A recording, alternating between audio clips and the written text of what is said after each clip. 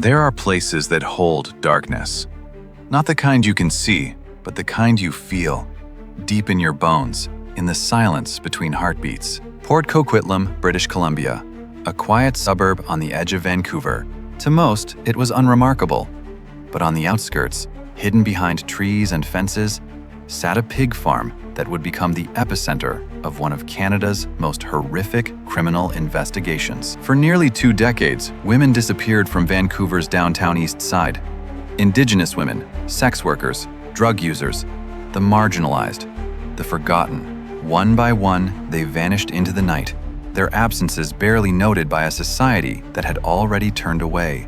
Police received tips, families filed reports, advocates demanded action. But the investigation moved slowly, hindered by prejudice, bureaucracy, and a fundamental failure to see these women as worthy of protection. And while the system failed them, a killer operated in plain sight. By the time authorities raided 953 Dominion Avenue in February 2002, at least 49 women had been murdered. Their remains, what little could be found, were scattered across a property that had processed tens of thousands of pigs over the years. The line between victim and livestock had been deliberately, horrifically blurred. This is the story of Robert William Pickton. But more importantly, this is the story of systemic failure, of lives deemed disposable, and of a community's long overdue reckoning with how easily we allow the vulnerable to disappear. Before we dive in, hit that subscribe button. I've got stories that'll keep you thinking. Stick with me.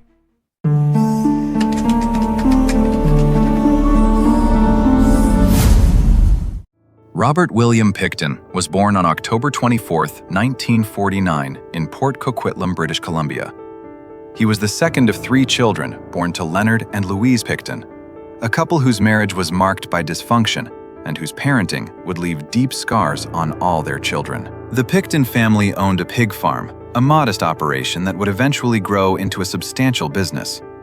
But in those early years, the farm was more struggle than success. Leonard Pickton worked as a pig farmer and trucker.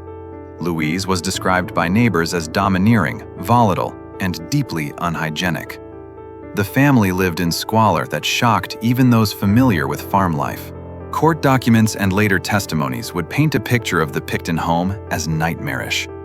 Garbage piled in corners, animal waste tracked through living spaces, basic hygiene ignored. The children, Robert, his older brother David, and their younger sister Linda, grew up in conditions that blurred the line between human dwelling and livestock pen. Robert was a quiet child, awkward, slow in school. Other children mocked him mercilessly. His clothing smelled of pig manure. His social skills were virtually non-existent. He struggled with basic academics, eventually dropping out of school entirely. But if his classmates saw him as simple, they missed something crucial. Robert Pickton was learning skills that would later prove horrifyingly useful. On the farm, Robert found competence. He could handle pigs. He could operate equipment. He understood the mechanics of slaughter, the process of turning living animals into meat, hide, and bones. It was work that required desensitization, the ability to see living creatures as products, to disconnect the act of killing from any emotional response. As Robert entered adulthood, his life remained centered on the farm. His mother died in 1979, a loss that affected him deeply despite their troubled relationship. His father died in 1984, leaving the farm to Robert, David, and Linda. But Linda wanted no part of it. She took her inheritance and left. The property became the domain of Robert and David Pickton. The Pickton Farm sat on 17 acres in what was becoming an increasingly urban area. As Port Coquitlam developed around them, the farm became an anachronism, a pocket of rural decay surrounded by suburban growth. Neighbors complained about the smell, the noise, the decrepit condition of the property. But the Picktons remained, isolated within their own deteriorating world. Robert's social isolation deepened. He had no romantic relationships, no real friendships outside his brother David. He rarely left the property except for necessary business. When he did interact with others, he was awkward, inappropriate, sometimes aggressive. Women who encountered him described feeling deeply uncomfortable in his presence, a visceral unease they couldn't quite articulate. But in the late 1980s and early 1990s, something changed. The farm began hosting parties, large gatherings with alcohol, drugs, and women, often sex workers from Vancouver's downtown Eastside, brought to the property by Robert and David. These parties became known among certain circles, a place where the rules didn't apply, where people on the margins could escape for a night. It was during this period that Robert Pickton transformed from isolated outsider to predator. The farm, already a place of slaughter, was about to become something far more sinister. The skills he had honed killing pigs would be turned toward a different purpose, and the women who came to his property, trusting that even in the margins they would find some basic human safety, would pay the ultimate price for society's indifference. To understand what happened on the Pickton farm, we must first understand how a human being becomes capable of sustained, systematic murder. How does conscience erode? How does empathy die? How does killing become routine?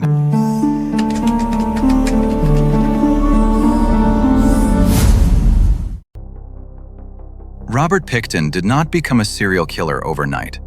Like all who commit sustained acts of violence, he traveled a path, one marked by childhood trauma, social rejection, emotional stunting, and gradual desensitization to suffering.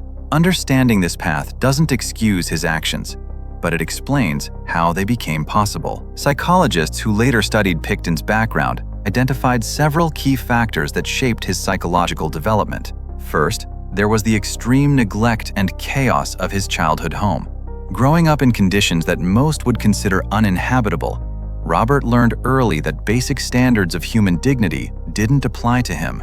He internalized the message that he was less than others, dirty, stupid, unworthy of respect. Second, there was the brutal social rejection he experienced throughout his school years. Children can be cruel, but what Robert experienced went beyond typical bullying. He was treated as fundamentally other, not just different, but contaminated. This constant rejection created what psychologists call malignant shame, a deep, festering sense of worthlessness that would later transform into rage. Third, and perhaps most significantly, there was his relationship with animals, specifically pigs.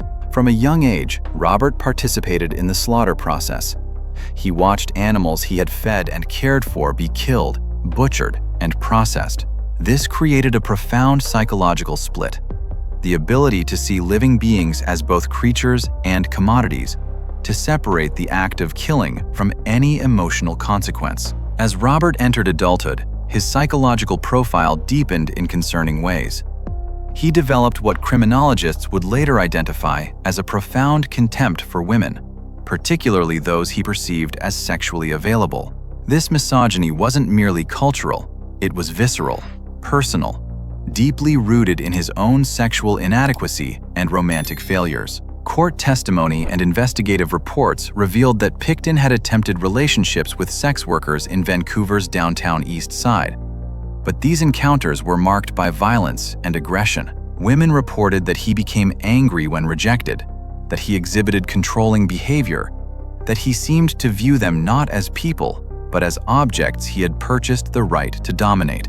The downtown Eastside in the 1990s was an area marked by extreme poverty, addiction, and survival sex work.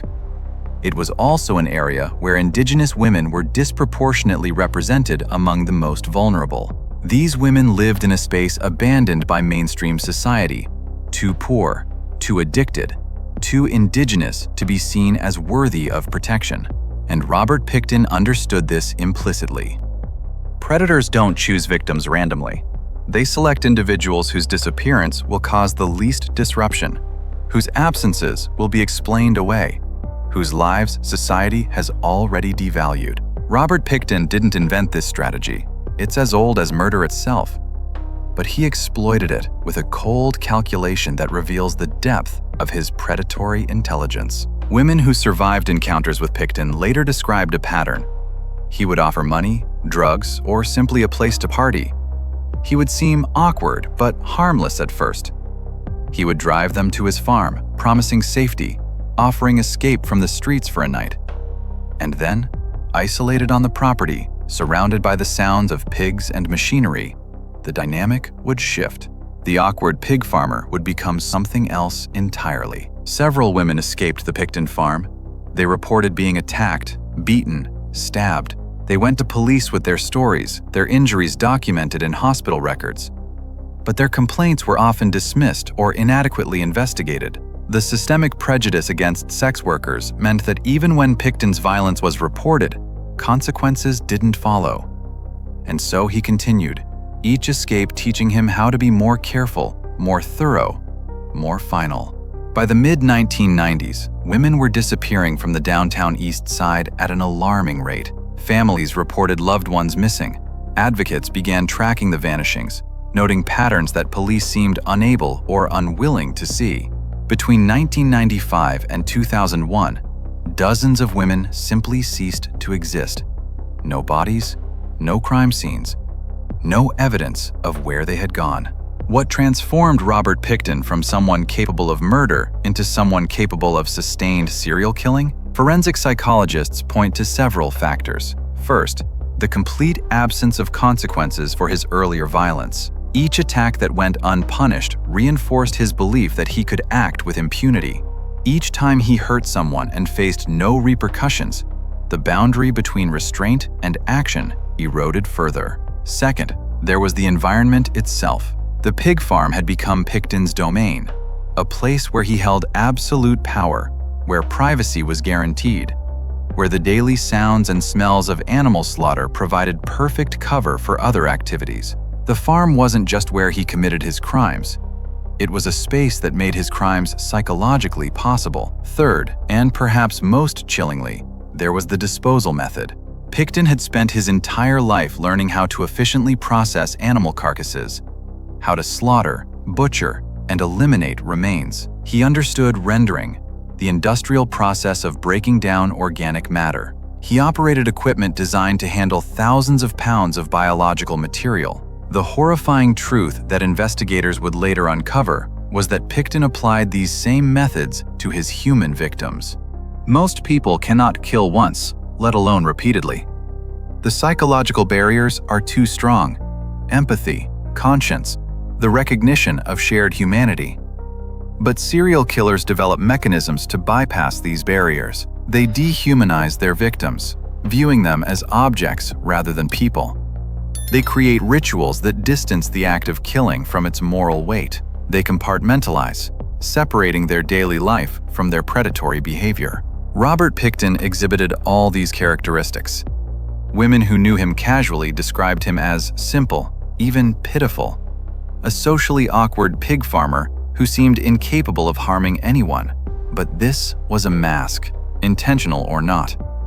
Behind it was someone who had learned to see certain women, indigenous women, sex workers, drug users, as less than human, as disposable, as no more significant than the pigs he slaughtered daily. In a later interview, Pickton said something chilling, something that still echoes today. That statement, cold, matter-of-fact, devoid of empathy, revealed the complete erosion of his moral boundaries. He spoke about human beings the way others might discuss livestock. The compartmentalization was total, the dehumanization absolute. And it informed how investigators understood not just what he had done, but how he had been able to do it for so long without apparent psychological distress. But we cannot understand Robert Pickton's crimes without understanding the systemic failures that enabled them. His psychological pathology was his own, but his ability to act on it for nearly 2 decades was facilitated by institutions that failed at every level. Police received multiple reports about Pickton throughout the 1990s. In 1997, a woman stabbed in his trailer managed to escape and flag down help. Pickton was charged with attempted murder, but the charge was later dropped because prosecutors doubted the credibility of a sex worker witness. This decision would prove catastrophic. Had the charge proceeded, had Pickton been convicted, countless lives might have been saved.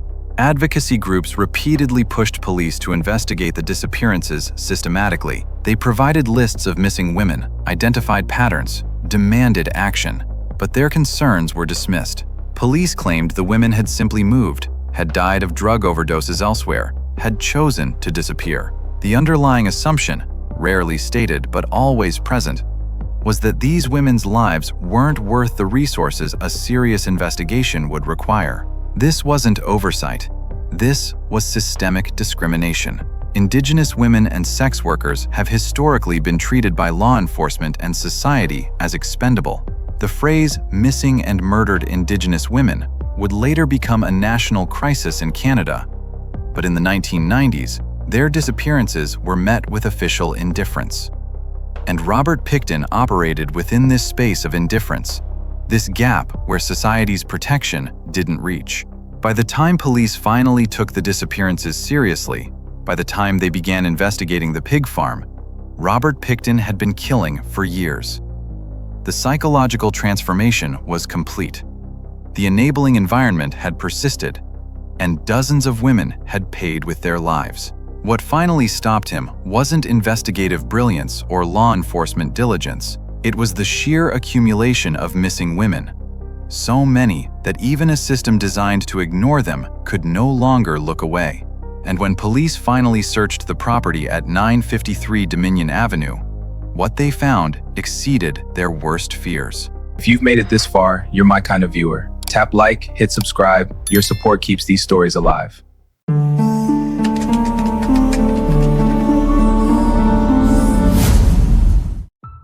Between 1995 and 2001, at least 65 women disappeared from Vancouver's downtown Eastside.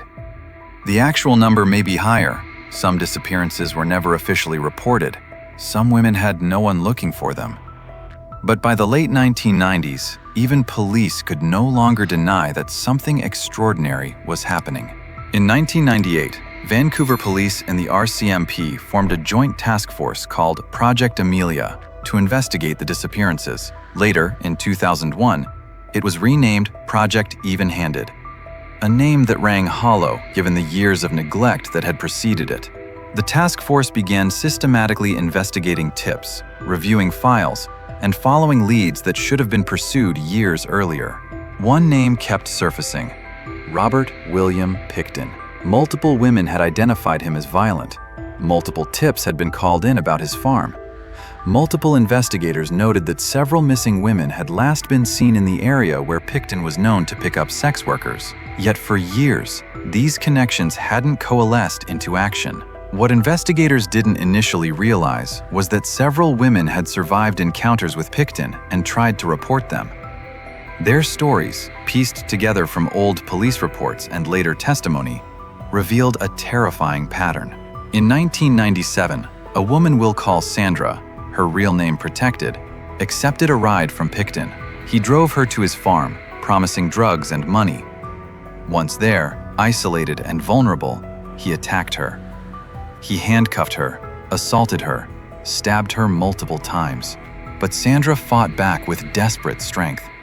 She managed to grab the key to the handcuffs, free herself, and escape while Pickton was momentarily distracted. She ran from the trailer covered in blood, flagging down a passing motorist. She was rushed to the hospital with life-threatening injuries. She gave a statement to police.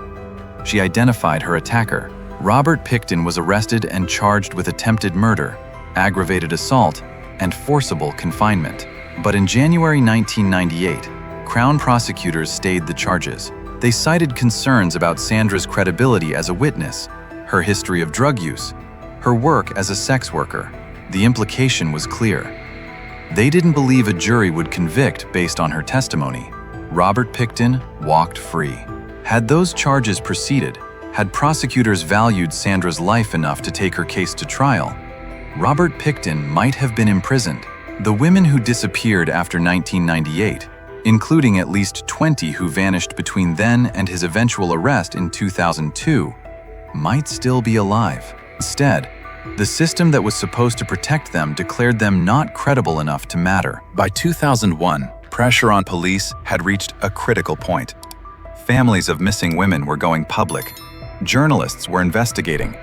Advocacy groups were demanding accountability. The downtown Eastside had lost dozens of women, and the community's patience with official inaction had evaporated. Project Even-Handed investigators began focusing intensely on Robert Pickton. They conducted surveillance. They reviewed every tip associated with his name. They interviewed women who had been to his farm and survived, and they learned about a culture of parties, violence, and predation that had existed on the property for years. In February 2002, police obtained a warrant to search Pickton's farm, not for the missing women, but for illegal firearms. It was a legal strategy. Use whatever charge they could prove to gain access to the property, then search for evidence of the more serious crimes they suspected. On February 5, 2002, a massive police operation descended on 953 Dominion Avenue. What investigators found on the Pickton property would make it one of the most complex crime scenes in Canadian history. The search would eventually last nearly 2 years, involve hundreds of officers, and cost millions of dollars.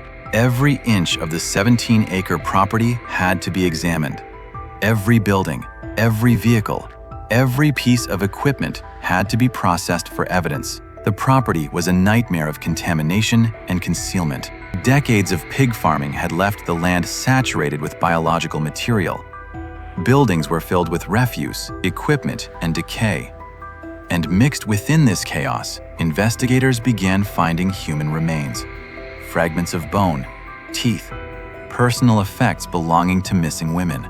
The horror of the Pickton farm was not just in what was found, but in what had been destroyed. Pickton had used the farm's rendering equipment, machines designed to break down animal carcasses into base components, to eliminate evidence. Bone fragments had been ground. Biological material had been processed. Some remains had been fed to the pigs, creating a grotesque cycle that investigators struggled to document and prove. Forensic anthropologists, pathologists, and evidence technicians worked in conditions that challenged even experienced professionals. They sifted through soil contaminated with decades of animal waste. They examined thousands of bone fragments, determining which were human and which were porcine. They used DNA analysis to identify victims from the smallest biological samples. As the investigation progressed, names began to be attached to the remains. Each identification brought closure to some families and renewed agony to others. These were daughters, mothers, sisters, friends, women whose disappearances had been dismissed for too long. Investigators eventually identified DNA evidence linking at least 33 women to the Pickton property. However, due to the condition and fragmentary nature of the remains, some identifications were partial or uncertain. Robert Pickton would ultimately be charged with the murders of 26 women, though he allegedly claimed to an undercover officer that the actual number was 49. Each woman who disappeared had a story that extended far beyond her final moments. They were not just victims of Robert Pickton. They were victims of systemic failures, of poverty, of racism, of addiction, of a society that had decided their lives were expendable. But before all that, they were people, complex, flawed, deserving of dignity and remembrance. Serena Abotswe was 29 when she vanished in August 2001. She had struggled with addiction, but was working toward recovery. Her family described her as artistic and kind. She was one of the last women to disappear before Pickton's arrest. One more life that might have been saved had action been taken sooner. Mona Wilson was 26 when she disappeared in November 2001. She had come to Vancouver seeking opportunity, but found herself trapped by addiction and survival sex work. Her family never stopped looking for her. Her DNA would later be found on the Pickton property. Andrea Josbury was 23 when she was last seen in June 2001. She was described by those who knew her as full of life despite her struggles. She left behind a daughter who would grow up knowing her mother only through photographs and stories. Marnie Frey was 24 when she disappeared in August 1997. She had been trying to leave street life behind, had been in contact with family, had been planning for a better future. Instead, she became one of the earliest victims in Pickton's years of predation. These are just 4 of the women whose lives were stolen. Each had a story. Each had people who loved them. Each deserved better than what society and Robert Pickton gave them. The investigation into Robert Pickton would eventually encompass one of the largest investigations of missing and murdered women in Canadian history. While he was charged with 26 murders and convicted of 6, the actual number of his victims may never be fully known. The condition of the remains, the methods of disposal, and the passage of time have made complete accounting impossible. What is known is that between the early 1990s and 2002, dozens of women connected to Vancouver's downtown Eastside disappeared. Many have been linked to the Pickton property through DNA evidence or personal effects. Others remain missing, their fates unknown, their cases officially unsolved. And families continue to search for answers that may never come. As news of the discoveries at the Pickton Farm spread, Canada was forced to confront uncomfortable truths about how it treated its most vulnerable citizens. The case became a national crisis, exposing decades of systemic failures in law enforcement, social services, and society's basic responsibility to protect all people equally. Indigenous leaders pointed out what had been obvious to their communities for years. Indigenous women were disappearing and being murdered at rates far exceeding the general population, and authorities were doing virtually nothing about it. The Pickton case was an extreme example of a broader pattern of violence and neglect. The downtown Eastside community, too, demanded accountability. They had been reporting the disappearances for years. They had been telling police that someone was hunting their most vulnerable members. They had been dismissed, ignored, and patronized. And women had died because their warnings went unheeded. The Pickton case forced Canada to ask itself, how many women had to disappear before their lives were considered worth investigating? How marginalized did someone have to be before society stopped pretending their murder mattered? The answers were ugly and undeniable.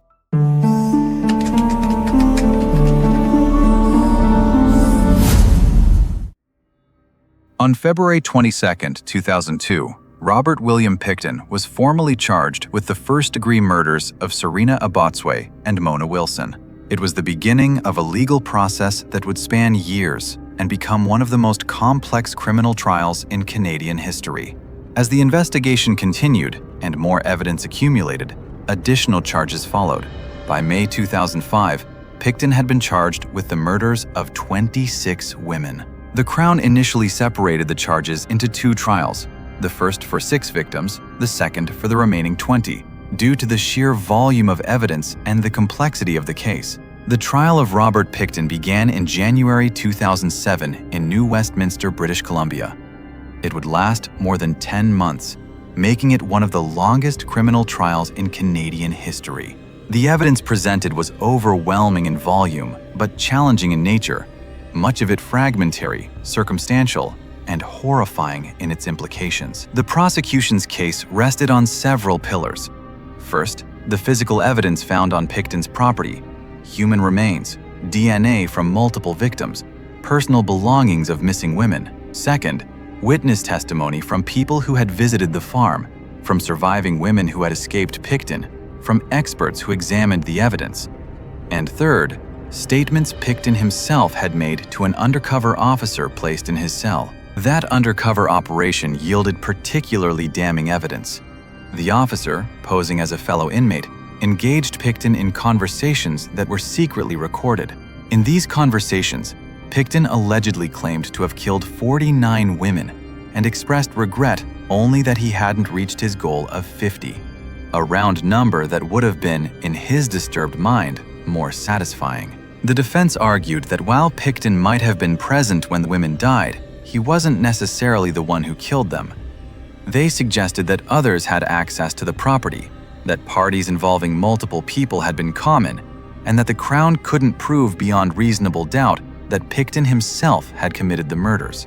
It was a strategy that acknowledged guilt while attempting to create reasonable doubt about the degree. For the families of the victims, the trial was an ordeal. They sat through months of testimony, hearing the most painful details of their loved ones' final days, seeing evidence that no family should ever have to witness. Some attended every day, Others couldn't bear more than occasional appearances. All wanted justice, though many questioned whether justice was even possible for crimes of this magnitude. On December 9, 2007, after weeks of deliberation, the jury returned with their verdict. Robert Pickton was found guilty of 6 counts of second-degree murder for Serena Abotsway, Mona Wilson, Andrea Josbury, Brenda Wolfe, Georgina Papin, and Marnie Frey. The verdict was second-degree rather than first-degree, meaning the jury hadn't been convinced beyond reasonable doubt that the murders were planned and deliberate. This was devastating for many families, as second-degree murder carried a lesser minimum sentence. However, in sentencing, the judge imposed life imprisonment with no possibility of parole for 25 years, the maximum allowed. Following the conviction on the first 6 charges, the Crown made a significant decision. They would not proceed with the remaining 20 charges. The rationale was that Pickton was already serving the maximum sentence possible in Canada. Pursuing additional trials would cost millions of dollars, force families through years more trauma, and wouldn't result in any additional punishment. The decision was pragmatic, but painful for families who wanted their loved ones' cases to be heard in court. The Pickton conviction didn't end the questions, it intensified them. How had this been allowed to happen? Why had police investigations been so inadequate for so long? What systemic changes were needed to prevent similar tragedies? These questions demanded answers. In 2010, the British Columbia government launched the Missing Women Commission of Inquiry, tasked with examining the police investigations and making recommendations to prevent future failures. The inquiry heard from hundreds of witnesses, police officers, family members, community advocates, survivors, and experts. The inquiry's findings were damning.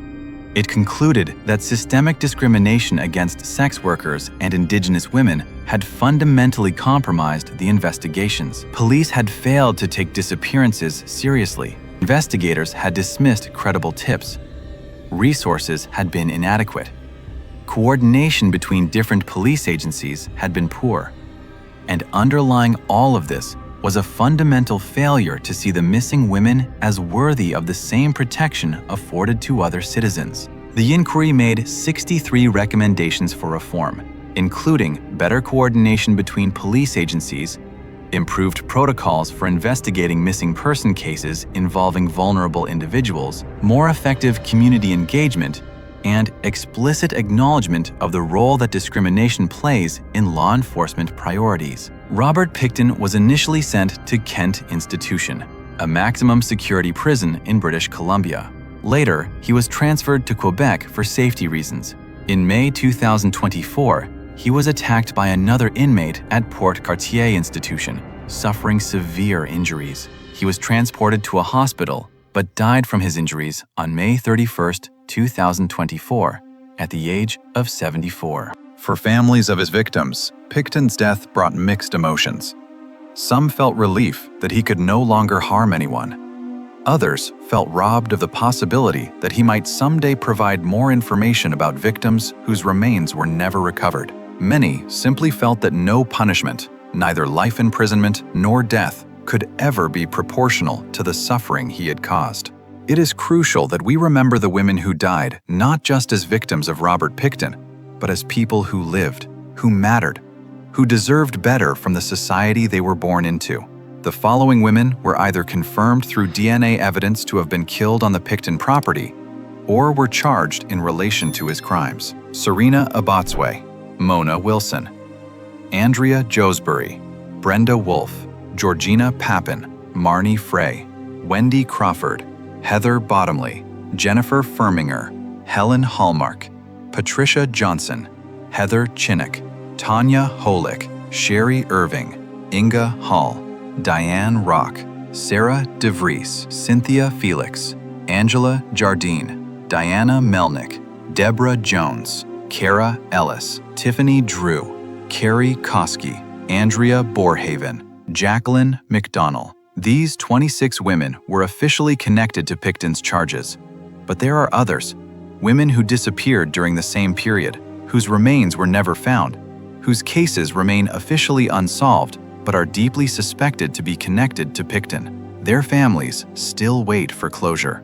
Sherry Rail, Cheryl Donahue, Kathleen Watley, Olivia Williams, Dawn Cray, Elaine Dumba, Nancy Clark, Teresa Williams, Linda Grant, Frances Young, Cindy Beck, Yvonne Bowen, Sherry Baker, Angela Arsenault, Lee Miner, Teresa Triff, Elsie Sebastian, Sharon Abraham, Ruby Hardy.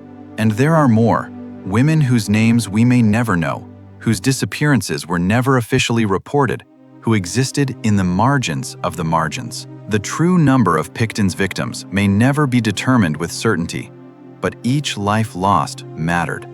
Each absence left a hole in the fabric of families and communities. The Pickton case became a catalyst for national conversation about missing and murdered Indigenous women in Canada. It contributed to the eventual launch of the National Inquiry into Missing and Murdered Indigenous Women and Girls, which delivered its final report in 2019, calling the pattern of violence against Indigenous women a form of genocide. The inquiry found that Indigenous women and girls are 12 times more likely to be murdered or missing than any other women in Canada, and 16 times more likely than white women. These aren't random statistics. They reflect systemic discrimination, colonial violence, social marginalization, and law enforcement failures that allowed predators like Robert Pickton to operate with virtual impunity. The legacy of the Pickton case is complex. It exposed institutional failures at every level. It forced uncomfortable conversations about who gets protected and who gets abandoned. It led to some reforms in how police handle missing person cases. But it also revealed how deeply embedded the problem is, how much work remains to be done. What do we learn from the Robert Pickton case? The lessons are uncomfortable but essential. We learn that marginalized people are not just at greater risk of violence. They're at risk of their violence being ignored.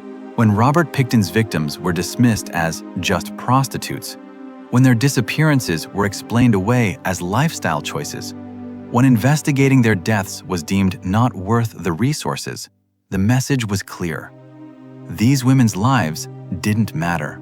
We learn that institutional failures have body counts. Every time the 1997 attempted murder charge against Pickton was stayed, every time a tip about his farm was inadequately investigated, every time a woman's disappearance was dismissed without proper inquiry, the window of opportunity to stop him remained open, and women died in that window.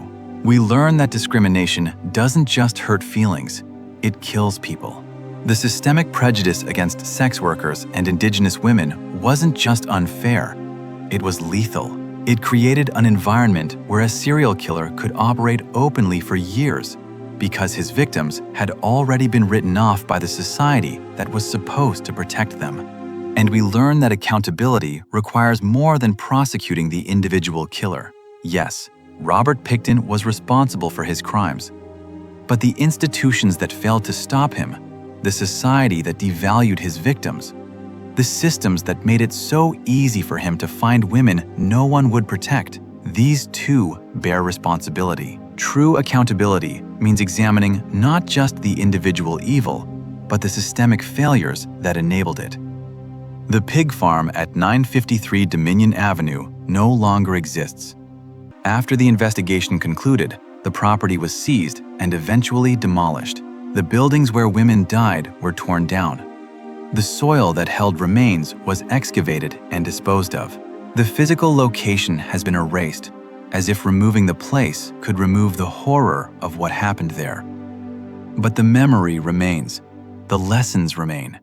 The obligation to do better remains. Every February 14th, Vancouver's downtown Eastside community holds a memorial march for missing and murdered women. They carry signs with names and faces. They walk the streets where these women lived and worked. They demand that society remember what it would prefer to forget, that for years, women disappeared from these streets and no one with power cared enough to stop it.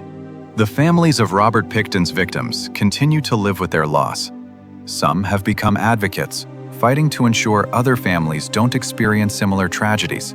Others have retreated from public life, carrying their grief privately. All have had to navigate a world that simultaneously sensationalizes their loved ones' deaths and struggles to truly see them as human beings deserving of dignity.